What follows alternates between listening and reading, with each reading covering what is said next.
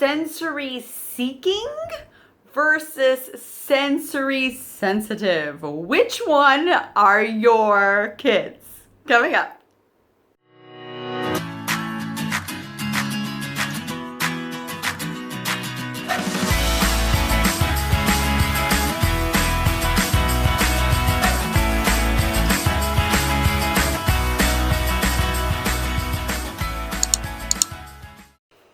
Okay, I just posted recently on my Facebook page all about sensory seeking kids and sensory sensitive kids. And this is a seriously hot topic. You guys have shared this. It's reached like a lot of people. People have commented and talked all about their own kids. And so many people are grappling with this exact same issue.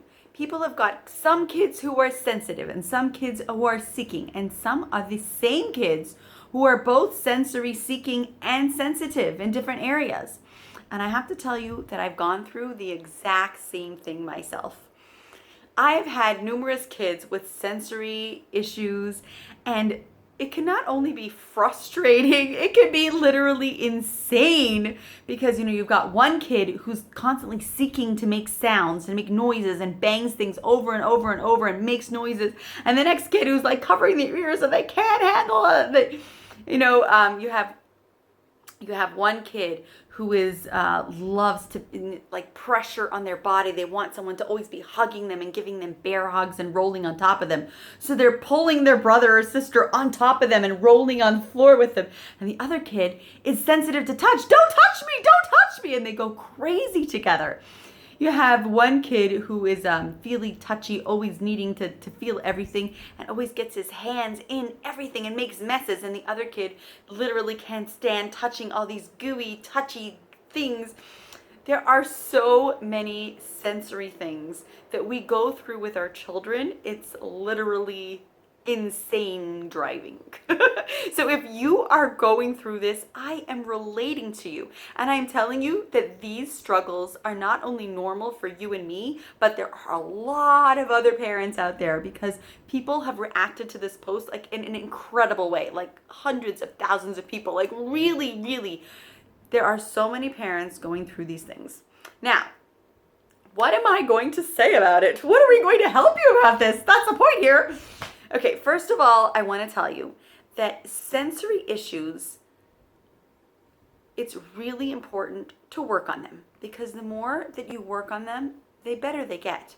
I've seen it with my own two eyes. I can't believe how much having like a sensory diet, let's say you go to OT and you make an exact sensory diet, or you can experiment yourself with understanding what your child's needs are, what they want. Just like put out a whole bunch of different things for them to feel and see which things they love to feel. See if they like pressure. See if noises, notice if they love to make noises, or if they hate, the tags in their clothing or certain things, or maybe they only want crunchy food. There are so many sensory things.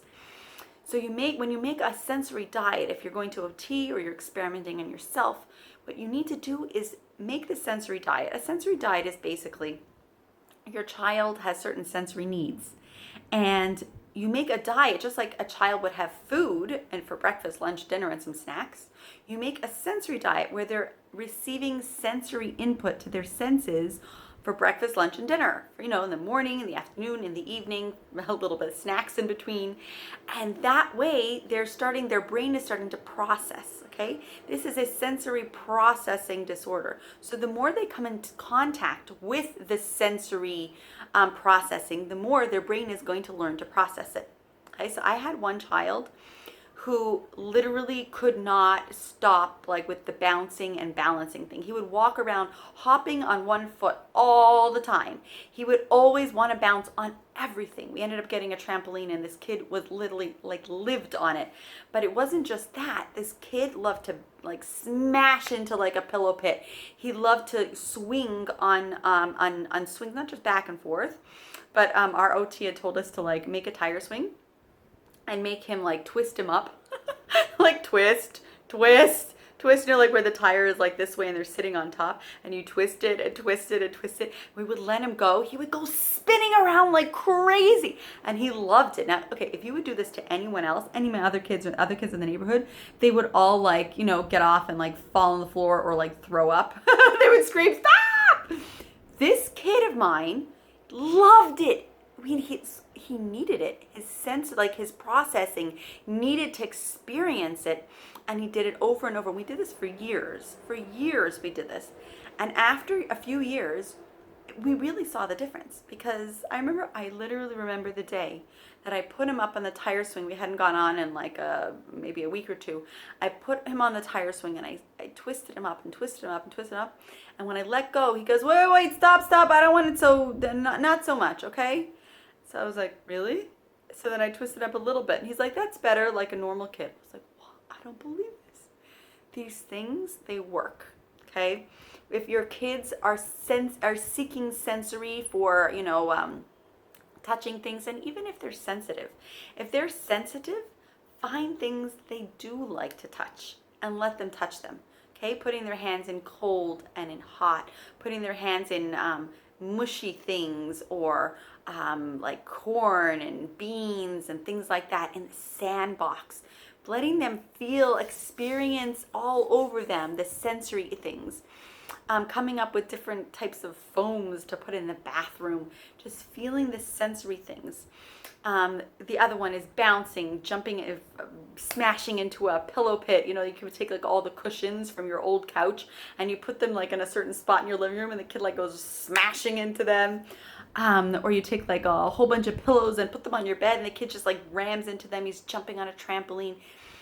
Then there's the kids who are sensitive. So to bring them constantly to a park and let them swing even slowly, but let them get used to going on a swing and then going a little higher and a little higher, because the more that they can experience the sensory input, the more their brain starts to process it. I did make another video talking about eating and sensory things with eating, so you might want to watch that. Pretty important for people who have picky eaters. It might be a sensory issue.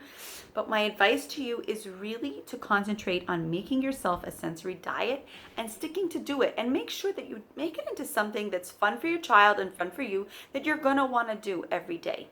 If you're going to want to do this every day, it will be fun. It will be just like your regular park outing things. Or, in the winter, you could do something in your basement and make a pillow put.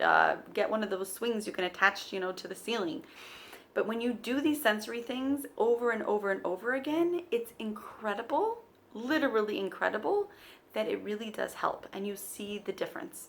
And if your child needs pressure, there's weighted blankets you can use. There's holding their joints and putting pressure on their joints one at a time. Giving them pressure on their body. Sometimes they need pressure on their head. But giving them that sensory input so that they can really experience the sensory processing. And I'm telling you, it makes a big difference.